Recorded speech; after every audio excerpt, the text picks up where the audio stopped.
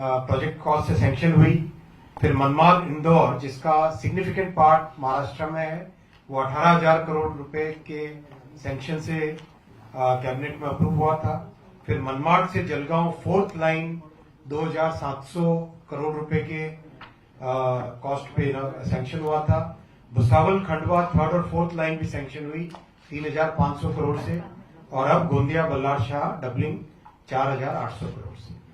Overall Maharashtra से जुड़े हुए प्रोजेक्ट्स, जिसमें मैं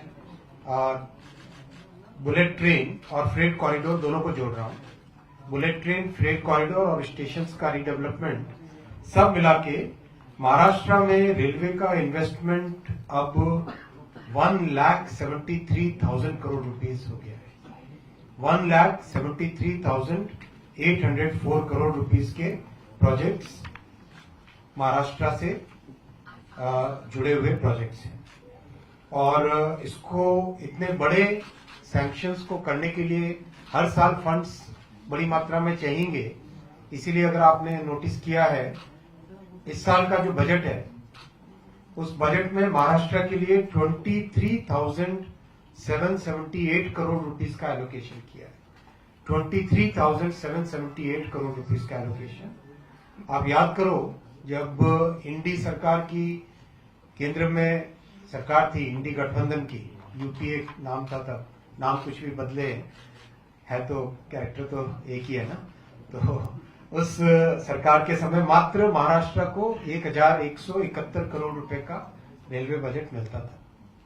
अब उससे 20 गुना ज्यादा मोदी जी दे रहे हैं महाराष्ट्र के लिए, जो बहुत अच्छा अपने कंप्लीट महाराष्ट्र को, रेलवे नेटवर्क को ट्रांसफॉर्म करने वाला है। मुंबई के बहुत सारे प्रोजेक्ट्स भी बहुत तेजी से चल रहे हैं। CSMT Kurla 5th 6th line, Mumbai central Borivali 6th line, harbour line को गोरेगांव से बोरीवली एक्सटेंशन करना, Borivali Virar 5th 6th line, Vihar से डाहणू रोड 3rd और 4th line, Panvel Karjat suburban corridor, Airoli Kalwa elevated suburban corridor link, Kalyan Asangaon 4th line. ये सारा डेटा आपके साथ शेयर करेंगे। Kalyan Badlapur 3rd 4th line, Kalyan Kasara 3rd line, Naigaon Juichandra double chord line, नीलजे कोपर डबल कॉर्ड लाइन। ये सारे के सारे प्रोजेक्ट्स बहुत अच्छी प्रोग्रेस हो रही है। 17,000 करोड़ रुपीस के प्रोजेक्ट्स हैं। 17,000 करोड़ रुपीस के प्रोजेक्ट्स हैं केवल मुंबई एरिया के लिए। इसी तरह से पुणे के लिए, संभाजीनगर के लिए, नागपुर के लिए, पूरे महाराष्ट्र के हर क्षेत्र के लिए कई सारे प्रोजेक्ट्स अभी चल रहे हैं।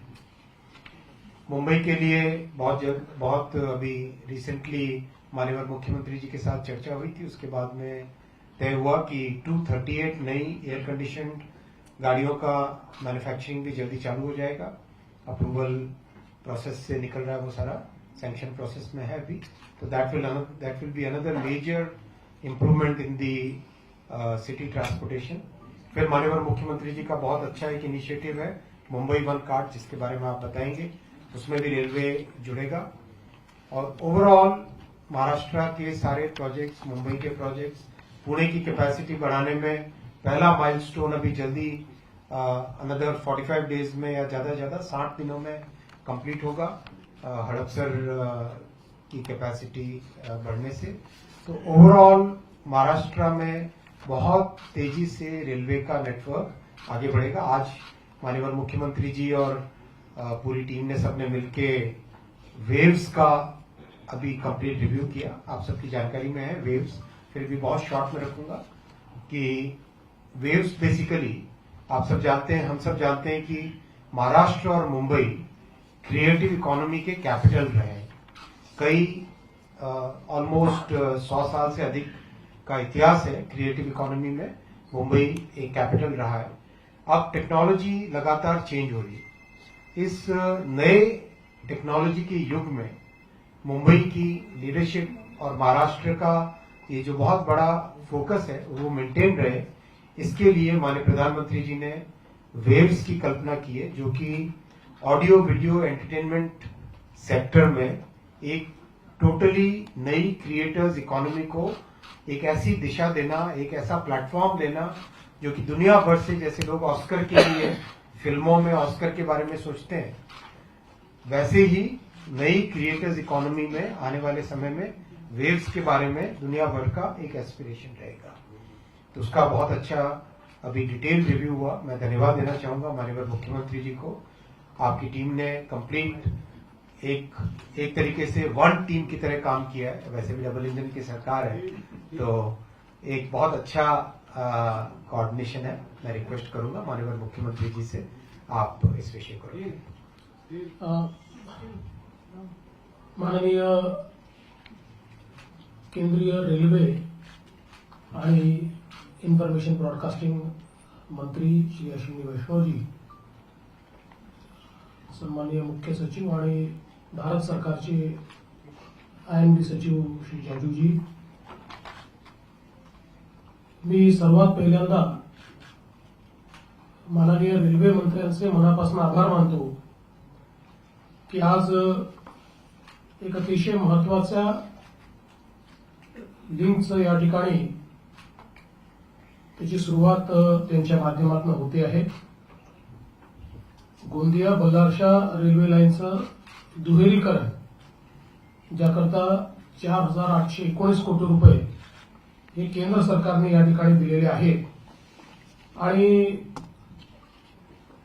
यामुळे निश्चितपणे जो विदर्भाचा भाग आहे त्याला एक मोठा फायदा होणार आहे आणि विशेषतः छत्तीसगड आणि तेलंगणाशी जो व्यापार आहे, व्यवहार आहे, हा विदर्भाचा वाढण्याच्या दृष्टीनं ही एक अत्यंत महत्वाची लाईन आहे। कारण आपल्याला माहिती आहे की गोंदिया अशा ठिकाणी आहे की जिथनं मध्य प्रदेश आणि छत्तीसगड या दोघांची बॉर्डर आहे आणि पलीकडे बल्लारशापासून तेलंगणा आणि तिकडे आंध्र प्रदेश आपल्याला मिळतो। त्यामुळे अतिशय स्ट्रॅटेजिक अशा प्रकारची ही जी लाईन आहे ती या ठिकाणी खरं म्हणजे आज मंजूर झाली, त्याबद्दल मी मनापासून आभार माननीय मंत्री महोदयांचे मानतो।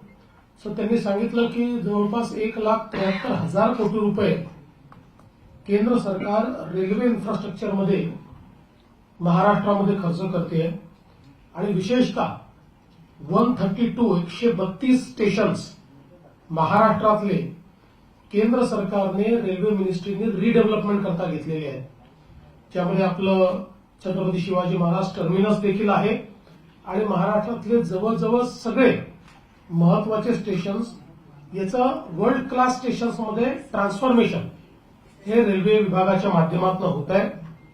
यावर्षी देखील जवळपास 24,000 कोटी रुपये 23,700 कोटी रुपये हे रेल्वे बजेटमध्ये आपल्याला मिळालेले आहेत। आपण जर बघितलं तर यूपीएच्या 10 वर्षात 10,000 कोटी रुपये देखील एकत्रितपणे 10 वर्षात मिळालेले नाहीत आणि दरवर्षी 23,000 25,000 कोटी रुपये हे आपल्याला माननीय मोदीजींच्या सरकारमध्ये महाराष्ट्रामध्ये अपग्रेडेशन करता या ठिकाणी मिळत आहेत। नवीन रेल्वे लाईन्स देखील सुरू होत आहेत आणि यासोबत एक अजून खूप आनंदाची गोष्ट आहे की केंद्र सरकारच्या माध्यमातून आता लवकरच छत्रपती शिवाजी महाराज सर्किट हे देखील या ठिकाणी सुरू होणार आहे, ज्याच्यामध्ये अतिशय सुंदर अशा प्रकारची आयकॉनिक रेल्वे 10 दिवसाचा टूर हा छत्रपती शिवाजी महाराजांच्या जे काही विविध महत्वाचे किल्ले आहेत किंवा जागा आहेत आणि अर्थातच त्याच्याशी संबंधित इतर जे काही आपले सांस्कृतिक स्थळ आहेत याला जोडणारा याचीही सुरुवात ही रेल्वे विभाग त्या ठिकाणी करतो आहे। ही पण मला असं वाटतं की अतिशय आनंदाची गोष्ट आहे आणि म्हणून मी माननीय रेल्वे मंत्र्यांचं अतिशय मनापासून या ठिकाणी आभार मानतो। आज खरं म्हणजे व्हीसीच्या माध्यमातून आपल्याकडे गोंदियाचे पालकमंत्री बाबासाहेब पाटील, चंद्रपूरचे पालकमंत्री अशोकजी उईके, गडचिरोलीचे सहपालकमंत्री आशिष जयस्वाल हे देखील जुडलेले आहेत। गोंदियावरनं आपले जे खासदार आहेत आणि माजी मंत्री प्रफुल्लभाई पटेल हे देखील जुडलेले आहेत। आमदार विनोद अग्रवालजी, विजय रंगारेजी, कीर्तिकुमार भांगडियाजी, सुधीर मुनगंटीवारजी, किशोर जोरगेवारजी असे सगळे लोक हे वेगवेगळ्या ठिकाणून लिंकवर या ठिकाणी जुडलेले आहेत त्यांचंही मी अतिशय मनापासून अभिनंदन करतो. आणि रेल्वे विभागाने महाराष्ट्राला ही जी एक प्रकारे खूप मोठ्या प्रमाणात प्रायोरिटी दिलेली आहे त्याबद्दल मी रेल्वे विभागाचे मनापासून आभार मानतो. यासोबत आत्ताच माननीय मंत्री महोदयांनी वेव्हचा उल्लेख केलेला आहे. World audio visual entertainment summit ही 1 मे पासनं 4 मे पर्यंत मुंबईमध्ये याच बीकेसीच्या जिओ वर्ल्ड कन्व्हेन्शन सेंटरला होणार आहे. जगातली क्रिएटिव्ह इकॉनॉमी मधली सगळ्यात मोठी समिट ही असणार आहे.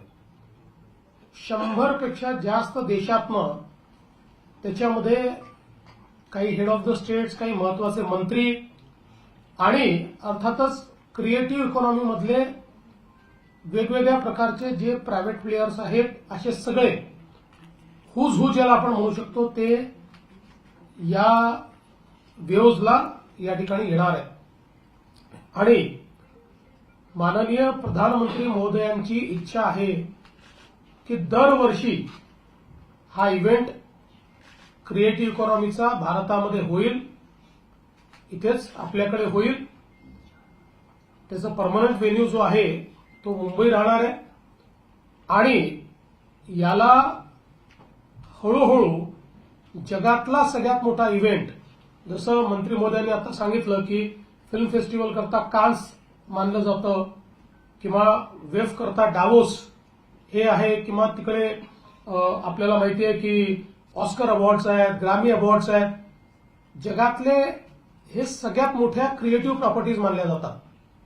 तशा प्रकारची क्रिएटिव्ह प्रॉपर्टी ही वेव्हजला या ठिकाणी तयार करण्याचा प्रयत्न आपल्या माननीय प्रधानमंत्र्यांच्या माध्यमातून होतोय. कारण आज जगातली फास्टेस्ट डेव्हलपिंग इकॉनॉमी जर कुठली असेल तर ती क्रिएटिव्ह इकॉनॉमी आहे. सर्वात जास्त वेल्थ क्रिएट करते आणि सर्वात जास्त जॉब्स क्रिएट करते.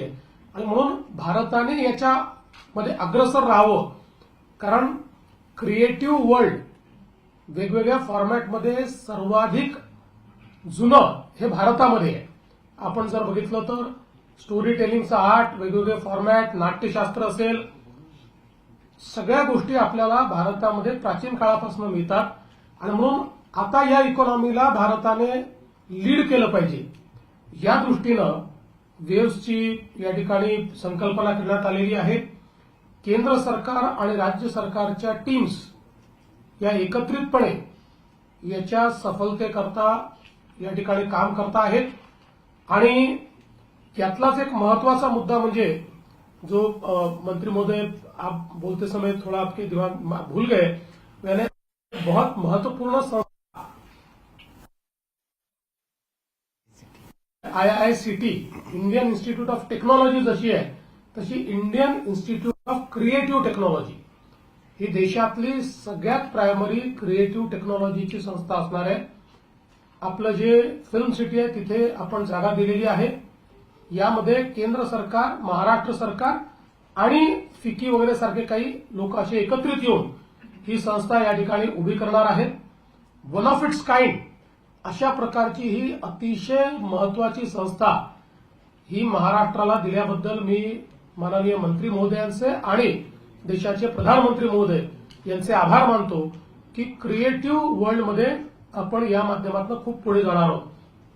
यासोबत मंत्री महोदयांनी अजून एक महत्वाचा निर्णय घेतलेला आहे. मालाडमध्ये जवळपास 240 एकर ही आयएनबी मिनिस्ट्रीची जागा आहे. महाराष्ट्र सरकारसोबत कोलॅबरेट करून या क्रिएटिव्ह स्पेसमधली सगळ्यात मोठी अशा प्रकारची त्या ठिकाणी व्यवस्था ही उभी करण्याचा मानस हा मंत्री महोदयांनी त्या ठिकाणी बोलून दाखवलेला आहे. त्याच्यामुळे क्रिएटिव्ह वर्ल्डमध्ये आणि विशेषतः फिल्म, पोस्ट प्रोडक्शन किंवा स्टुडिओज या सगळ्या गोष्टींमध्ये वर्ल्ड क्लास अशा प्रकारची व्यवस्था ही मुंबईमध्ये तयार करून मुंबईला पुन्हा एकदा, आता आपण भारताचं एंटरटेनमेंट कॅपिटल आहोत पण वर्ल्ड एंटरटेनमेंट कॅपिटल मुंबईला करता येईल अशा प्रकारचं को क्रिएशन हे केंद्र सरकार आणि राज्य सरकार मिळून या ठिकाणी करणार आहेत. त्याही बद्दल मी माननीय मंत्री महोदयांचे आभार मानतो. लवकरच या संदर्भातले एमओयूज देखील आम्ही करू आणि त्या संदर्भातली पुढचं प्लॅनिंग देखील जे आहे ते आम्ही निश्चितपणे सादर करू. पण मला असं वाटतं की या वेव्हच्या माध्यमातून एका ज्याला आपण क्रिएटिव्ह स्पेसच्या कन्व्हेन्शनमध्ये ग्लोबल मॅपवर मुंबईला आणण्याचा आपला प्रयत्न आहे आणि तो यशस्वी होईल. आपल्यालाही सगळ्यांना माझी विनंती आहे की आपण याला वाईड पब्लिसिटी द्यावी, जास्तीत जास्त लोकांपर्यंत पोहोचेल अशा प्रकारचा प्रयत्न आपण सर्वांनी करावा, अशा प्रकारची आपल्यालाही विनंती करतो. देवेंद्र जी, हिंदी में वेब की कल्पना क्या है उसको बताइए. और दूसरा एक उससे जुड़ा हुआ है कि आज मुंबई महाराष्ट्र में कई जगहों पर रेलवे लाइन को लेकर दोहरीकरण को लेकर मुझे लगता है उसके बारे में तो आदरणीय मंत्री जी ने बता ही दिया है. मैं केवल आपको इतना ही बताना चाहता हूं कि जो वेव्स की संकल्पना है मंत्री जी ने आपके सामने रखी हुई है कि ये जो एक क्रिएटिव स्पेस तैयार हुआ है जिसमें ऑडियो वीडियो और एंटरटेनमेंट, ये जो स्पेस है इस स्पेस में दुनिया का सबसे बड़ा इवेंट भारत में हो, ये आदरणीय प्रधानमंत्री जी की परिकल्पना थी. उसी के मद्देनजर वेव्स ये समिट मुंबई में होने जा रही है. मैं भारत सरकार का विशेष रूप से प्रधानमंत्री जी का और आईएनबी मिनिस्टर श्री अश्विनी वैष्णव जी का आभार व्यक्त करना चाहता हूं कि मुंबई को इसको होस्ट करने की उन्होंने जिम्मेदारी दी. केंद्र सरकार की टीम के साथ महाराष्ट्र की टीम लगातार इसको सफल बनाने के लिए प्रयास कर रही है और एक बहुत अच्छा इवेंट 1 मई से 4 मई तक हम करेंगे और आगे भी हर वर्ष ये इवेंट होगा. हमारा प्रयास है कि जैसे फिल्म फेस्टिवल के लिए कांस को जाना जाता है, वर्ल्ड इकोनॉमिक फोरम के साथ डावोस लगा हुआ है, या ऑस्कर अवार्ड या ग्रामी अवार्ड, ये अवार्ड्स जैसी प्रॉपर्टी बने हैं, वैसे ही क्रिएटिव इकोनॉमी के स्पेस में मुंबई और भारत वही भूमिका अदा करे और इस इकोनॉमी को हम लीड करें. ये भारत सरकार की मंशा है और महाराष्ट्र सरकार के साथ ये काम हो रहा है. 2 चीजें मैं और कहना चाहता हूं जिसके लिए मैं आदरणीय मंत्री जी का बहुत बहुत आभार व्यक्त करना चाहता हूं कि भारत सरकार ने जैसे इंडियन इंस्टीट्यूट ऑफ टेक्नोलॉजी हमारी टेक्नोलॉजी के वर्ल्ड में सबसे प्रीमियर इंस्टीट्यूट है, उसी की तर्ज पर Indian institute of creative technology ये शुरू करने का निर्णय किया है. और पहली Indian institute of creative technology ये मुंबई में फिल्म सिटी में शुरू होगी. भारत सरकार का इनिशिएटिव है, महाराष्ट्र सरकार इसमें पार्टनर होगा और कुछ अन्य संस्थाएं भी इसमें पार्टनर होगी और एक पब्लिक प्राइवेट पार्टनरशिप में बहुत ही क्रिएटिव वर्ल्ड में सबसे प्रीमियर इस प्रकार की ये इंस्टीट्यूशन महाराष्ट्र को मिली है. इसलिए मैं आदरणीय वैष्णव जी का आभार व्यक्त करता हूं, प्रधानमंत्री जी का भी आभार व्यक्त करता हूं. साथ साथ हमारे आदरणीय आईएनबी मिनिस्टर साहब ने एक और बहुत अच्छी ऑफर हमको दी है और एक मंशा जाहिर की है कि मालाड में इनकी मिनिस्ट्री की करीब 240 एकड़ जगह है. उन्होंने हमको कहा है कि महाराष्ट्र सरकार के साथ हम लोग वहां पर क्रिएटिव इकोनॉमी का जो इंफ्रास्ट्रक्चर है उसको को क्रिएट करें ताकि मुंबई आज हमारे देश का एक प्रकार से एंटरटेनमेंट कैपिटल है, उसको वर्ल्ड का एंटरटेनमेंट कैपिटल हम कैसे बना पाए, वो सारा इंफ्रास्ट्रक्चर यहां पर क्रिएट करने के लिए केंद्र सरकार हमको साथ में लेकर इसमें अगुवाई करेगा. तो मुझे लगता है कि ये हमारे महाराष्ट्र के लिए और मुंबई के लिए बहुत बड़ी खबर है. सर याला जोडून विचारतो, तुम्ही इकडे क्रिएटिव्ह इंडस्ट्रीसाठी पूर्ण इतका मोठा प्लॅटफॉर्म तयार करताय आणि जागतिक स्तराला हे हब करणार आहात असं म्हणताय. दुसरीकडे विरोधक तुमच्यावर सातत्याने आरोप करतो की मुंबईतील बॉलिवूडच युपीला घेऊन जाण्याचा कुठेतरी प्रकार केला जात होता सातत्याने. जागेचा प्रश्न असेल, सेटचा प्रश्न असेल किंवा परमिशनचा प्रश्न. नमस्कार वैष्णव जी, मैं प्रफुल्ल पटेल बोल रहा हूँ. प्रफुल्ल भाई एक मिनिट. हाँ बोलो. नाही असं आहे, पहिल्यांदा तर कोणीही फिल्म सिटी तयार करू शकतं, त्याच्यावर कोणाचं बंधन नाही आहे. पण जी नॅचरल इकोसिस्टीम फिल्म्सची मुंबईमध्ये आहे ती इतर ठिकाणी तयार होणं कठीण आहे. त्यामुळे कोणी सेट्स तयार करून शूटिंग करता जागा उपलब्ध करून देत असेल तर त्याचं स्वागत आहे. पण मुंबईची फिल्म इंडस्ट्री अन्यत्र जाईल असं शक्य नाही. उलट आता तर आम्ही जे क्रिएट करतोय त्याच्यामुळे वर्ल्डची फिल्म इंडस्ट्री आणि एंटरटेनमेंट इंडस्ट्री मुंबईमध्ये